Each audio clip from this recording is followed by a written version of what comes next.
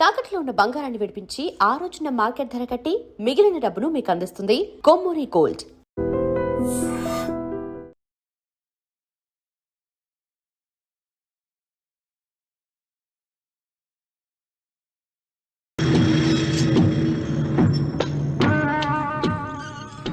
ఏమండి అటు చూడండి.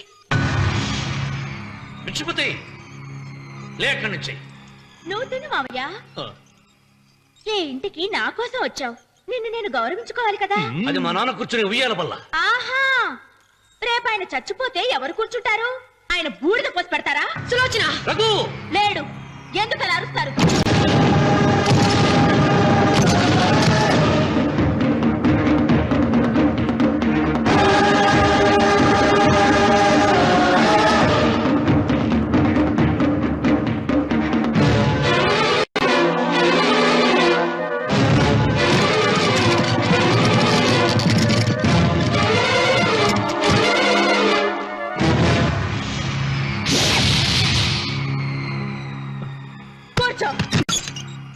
నువ్వు ఈ ఉయ్యాల బల్ల మించి లేచావంటే నన్ను చప్పుకు తిన్నట్టే. అన్వర్,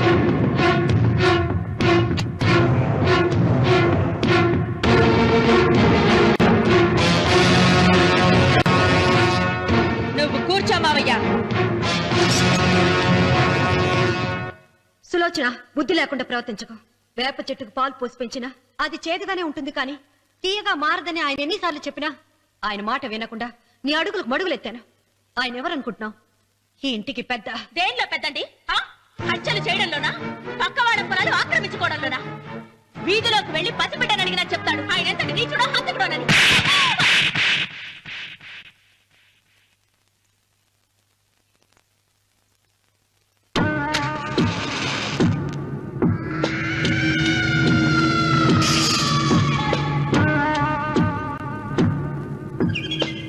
అమ్మా, నువ్వెన్నైనా చెప్పు, నా భార్య మీద చేయి చేసుకోవడం నేను సహించలేను. రఘు, అన్నయ్య నీ భార్య మీద చేయి చేసుకోవడం తప్పే, కానీ దానికోసం వాటాలు పంచమని చెప్పడం న్యాయం కాదురా.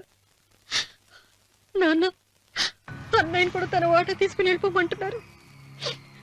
కావాలంటే నేను నీ భార్య కాళ్ళు పట్టుకుని క్షమాపణ చెప్తాను రా. అమ్మమ్మమ్మమ్మమ్మమ్మమ్మమ్మమ్మ, నేను 100 సార్లు మీ కాళ్ళు పట్టుకుంటాను. మా బతికేదో మమ్మల్ని బతకనివ్వండి. ఏంటి నించున్నారు? రండి, అక్కడ ఎదురు చూస్తున్నారు. చేసినంత చేసి కాళ్ళు పట్టుకుంటుందట.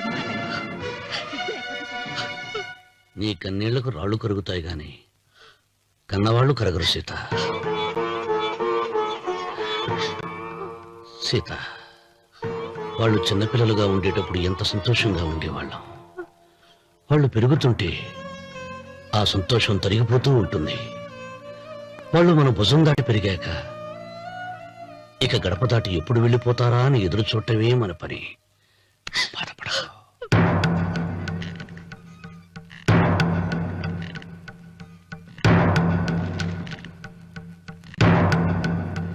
ఇదేంటి లారి గారు, ఆస్తి మాత్రమే 3 వాటాలుగా రాశారేంటి? అమ్మ నగలో నాకు వాటా ఉందిగా. ఆ నగల గురించి కూడా దీంట్లో రాయండి.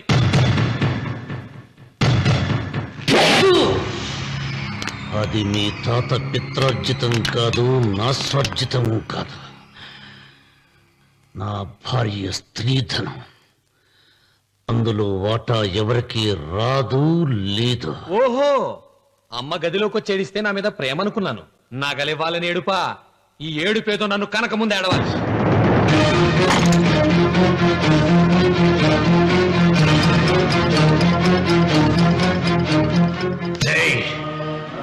నీ అమ్మను ఎంత మాట అన్నావురా?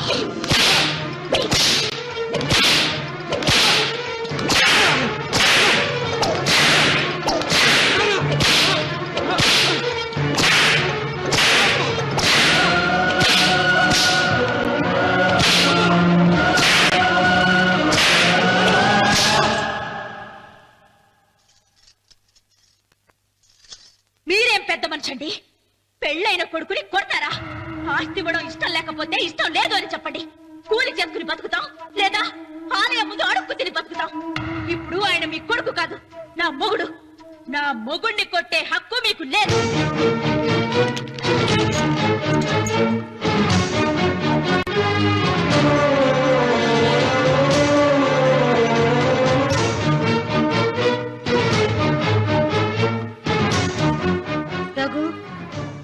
నీకు కావాల్సింది ఈ నగలేగా తీసుకొచ్చాను, తీసుకోరా.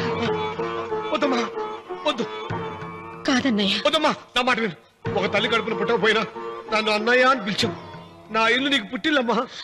ఆడపడుచు బతికుండగా పుట్టిన నగలు పంచడం శుభం కాదమ్మా, శుభం కాదు.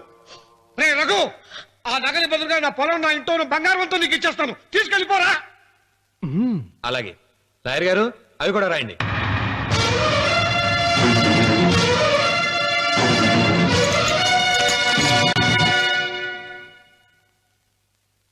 నాన్న, నాకు ఆస్తక్కర్లేదు.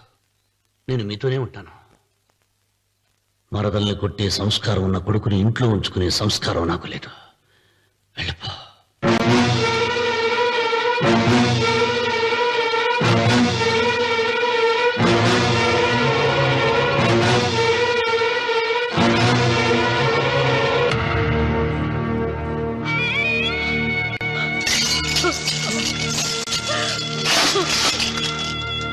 సీతమ్మ, అమ్మా సీతమ్మ, సీతమ్మ. ఒరే రావుడు, నాకేదో భయంగా ఉందిరా. ఆ దేవుడి శాపం తగిలింది, లేకపోతే నీ కుటుంబం ఇలా ముక్కైపోవడం ఏంటి? నా మాట విను, వెళ్ళు. ఆ శివలింగాన్ని తిరిగి తీసుకొచ్చి యథాస్థానంలో ప్రతిష్ఠిస్తారా?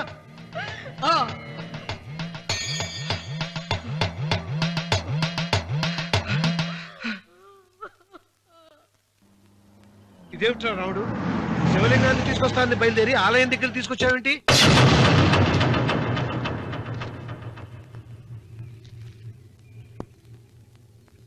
ఎలారా ఈ ఆలయాన్ని పడగొట్టాలి?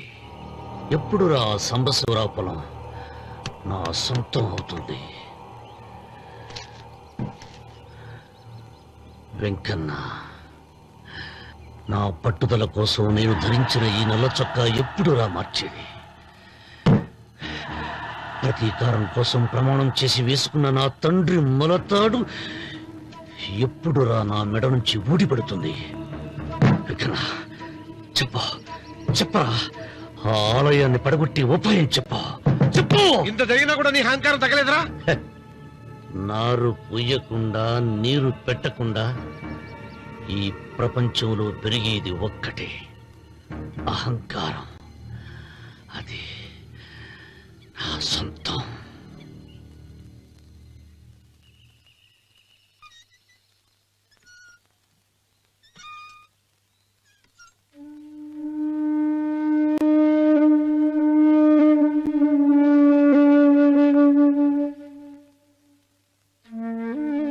పిల్లలు వెళ్ళిపోయారు, కోడళ్ళు వెళ్ళిపోయారు. వచ్చే రాఖీ పండుగ నాటికి ఇది కట్టడానికి నేను కూడా ఉండకుండా వెళ్ళిపోతానేమో. చిచ్చా, అవే మాటలమ్మా. నువ్వు నిండు 100 ఏళ్ళు బతకాలమ్మా. 15 రోజులు కూడా పిల్లలు లేకుండా బతకలేకపోతున్నదని 100 ఏళ్ళు ఎలా బ్రతకలన్నయ్య?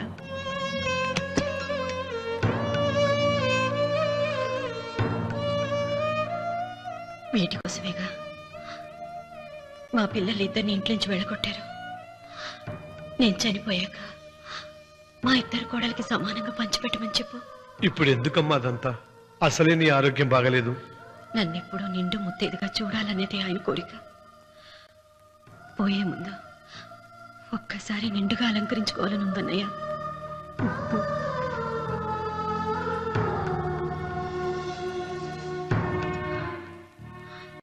ఈ అన్నయ్య లేకపోతే నా ఈ కోరిక తీరేది కాదు. నీ చేతులతో అలంకరించన్నయ్య.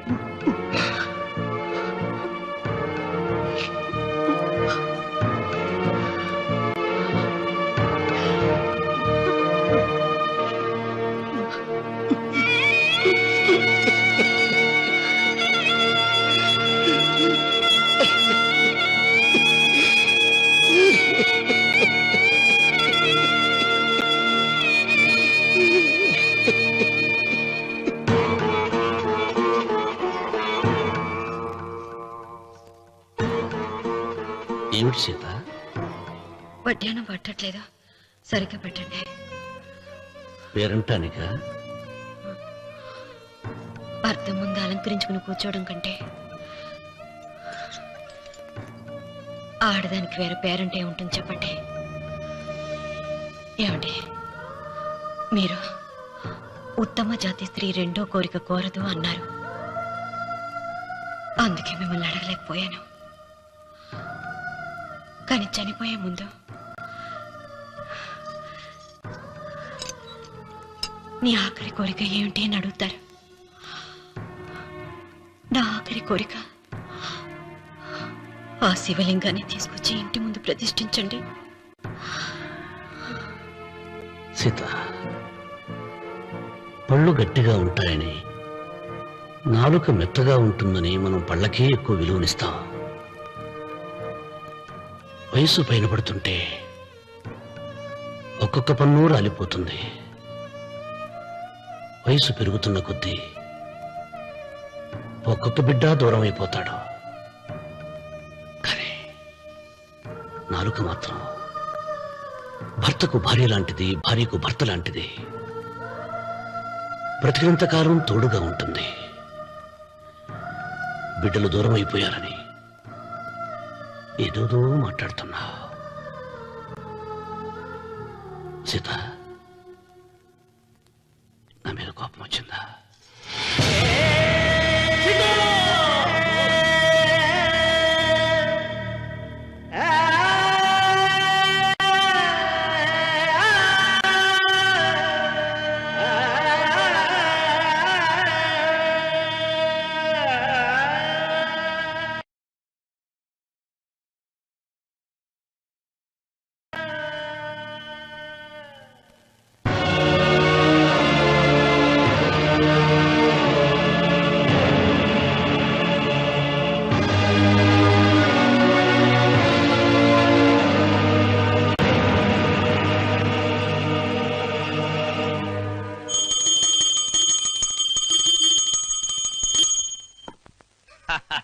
అక్కడ రామన్న చౌదరి చచ్చిన పేళానికి దీపం వెలిగించాడు. ఇక్కడ ఈయన అమ్మూరికి ఆరతి వెలిగించాడు. నేను ఆ రోజే చెప్తేనే అది చాలా మహిమగల శివలింగము, దాని జోలికి పోతే సర్వనాశనమైపోతాడని. పిల్లలేమైనారు? ఇల్లు వదిలిపోయినారు. పెండ్లాము లోకం ఏడ్చిపాయ. ఇక రామన్న చౌదరితో పాటు ఆయన వంశం కూడా గబ్బు లేచిపోతా. ఒకవేళ భయపడి ఆ శివలింగం మళ్ళీ యథాస్థానంలో పెడతాడేమో. పెట్టడు. పెట్టాలని ప్రయత్నిస్తే ఎట్లా ఆపాలనో మనం చూసుకుందాం.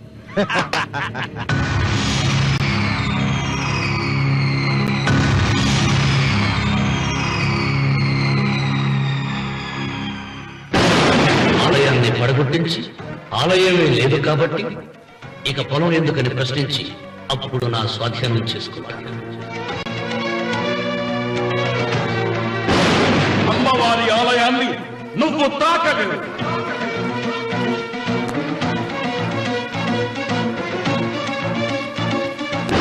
ఆ ఆలయాన్ని పడగొట్టలేదండి.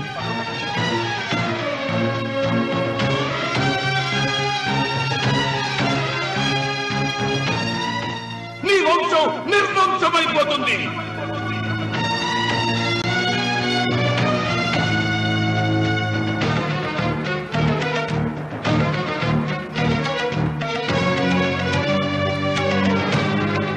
ఆ శివలింగాన్ని తీసుకొచ్చి ఇంటి ముందు ప్రతిష్ఠించండి.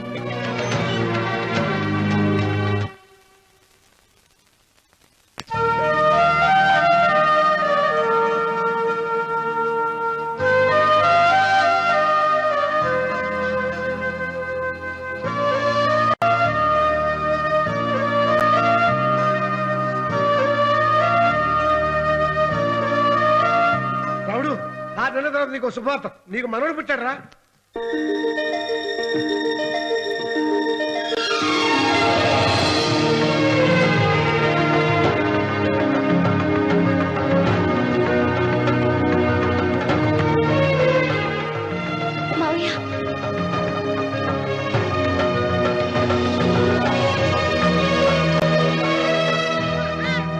నా వంశం నిర్వంశమైపోతుందని జటాధారి శపించిన ఎదిరించి నా ఇంట పుట్టిన మొదటి వంశాంకురం.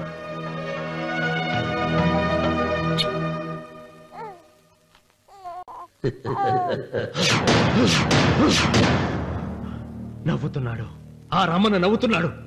మళ్ళీ నవ్వుతున్నాడు. వాడు నవ్వుతున్నాడు. వారసుని పుట్టాడని హాయిగా నవ్వుతున్నాడు.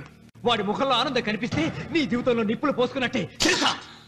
నా అనుమానం 3వ వాట కింద తను ఉంచుకున్న ఆస్తి, అంతస్తు, నగలు అన్ని అన్ని అన్ని ఆ బిడ్డకి రాసిస్తాడు తెలుసా? మొన్న డాక్టర్ పరీక్షించి ఏం చెప్పింది నీకు? పిల్లలు పుట్టే అవకాశం చాలా తక్కువగా ఉంది అని చెప్పలేదు? చెప్పు. గొడ్రాలు అన్న పాయింట్ తో నిన్ను పంపేసి మళ్ళీ కొడుక్కి పెళ్లి జరిపిస్తాడు. దిక్కుతోచని నువ్వు ఆత్మహత్య చేసుకుని చచ్చిపోతావు. ఇదంతా జరగకుండా ఉండాలంటే నీ తోడికోడలు కన్న బిడ్డని కన్నట్టే చంపేయాలి. ఈ భయాలేవి పెట్టుకోవద్దు.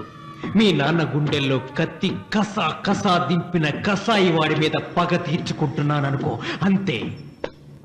బిడ్డ చచ్చిపోతే దిగులుతో రుక్మిణి చచ్చిపోతుంది. ఆమె పోతే ఈ ఇంటికి, ఆ ఇంటికి, అసలింటికి అన్నిట్లో నీదే పెత్తనం.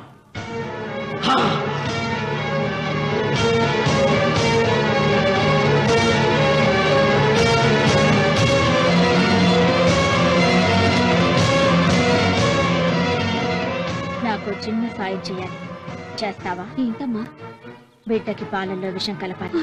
అయ్యో, నేను నడతాను కాదమ్మా.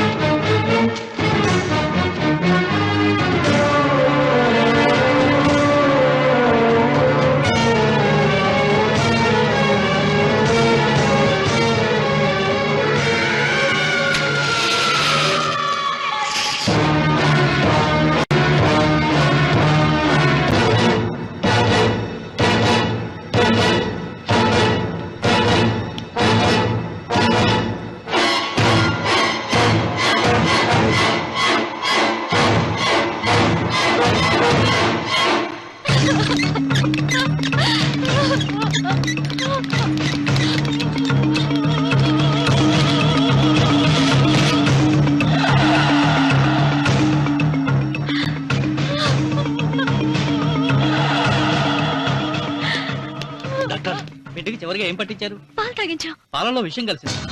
Sister, call doctor Reddy. చివరిగా పాలు ఎవరు పట్టించారు?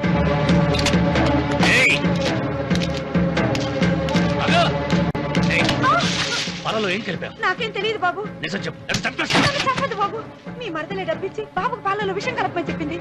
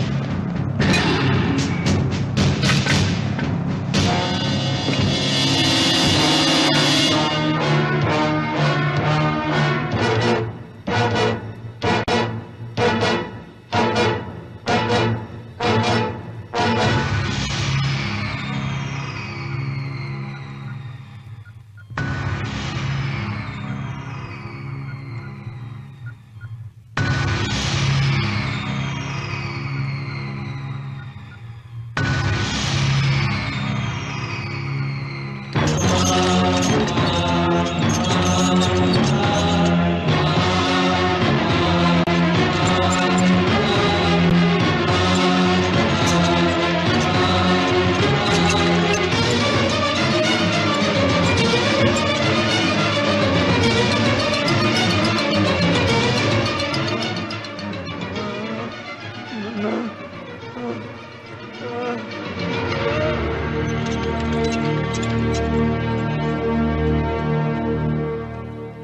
రామన్న, దేవుడి మీద కోపాన్ని నీ కుటుంబం మీద చూపిస్తున్నావు.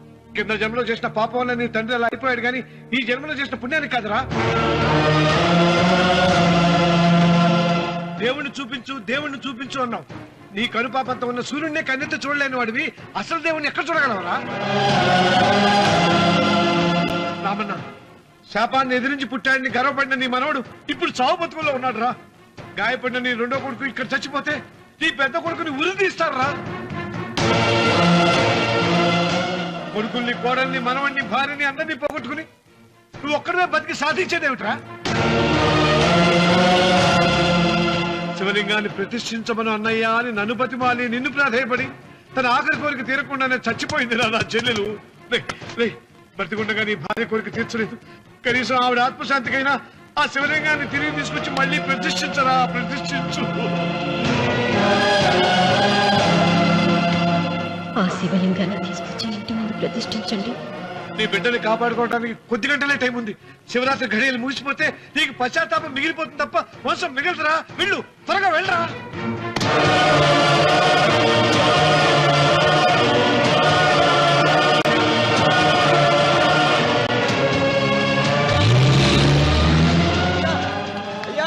అయ్యా గారు,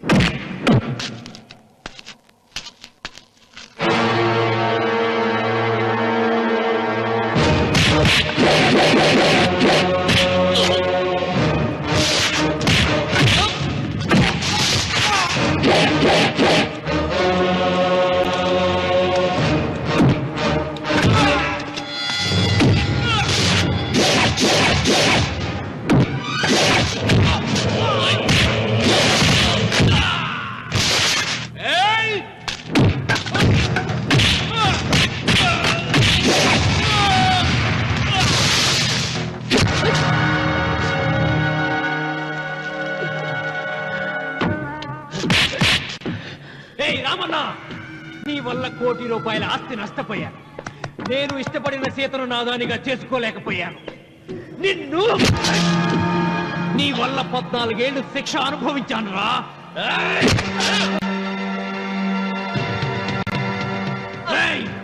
ఒంటరితనం నాకు అంటగట్టిన నిన్ను నీ కుటుంబంతో కలిసి ఉండనివ్వనురా.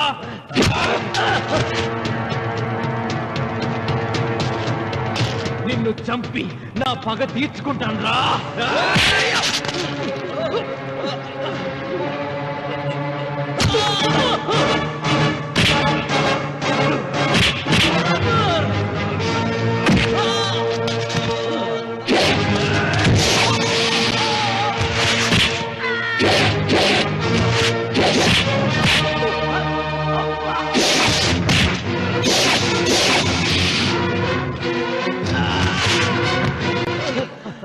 అయ్యా, శివలింగం.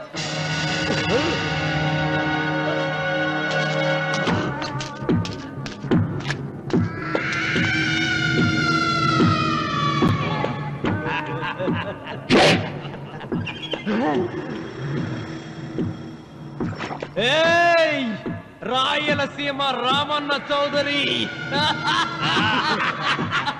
ఇప్పుడు చూస్తా నిన్ను ఏ దేవుడు కాపాడతాడో.